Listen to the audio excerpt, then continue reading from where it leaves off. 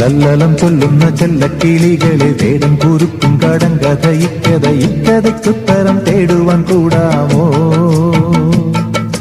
ഇല്ലെങ്കിൽ ചൊല്ലെങ്കിൽ ഇല്ലില്ല സമ്മാനം. നീലക്കുരുവികളും ചോലപ്പറവകളും മേടിച്ച കാട്ടിലെങ്ങോ ഒരു വേടൻ വല വിരിച്ചു. ഇത്തിരി വിത്തെറിഞ്ഞു, ഒത്തിരി കൊത്തെറിഞ്ഞു, പക്ഷികൾ വന്നണഞ്ഞു, പാവങ്ങൾ എന്തറിഞ്ഞു.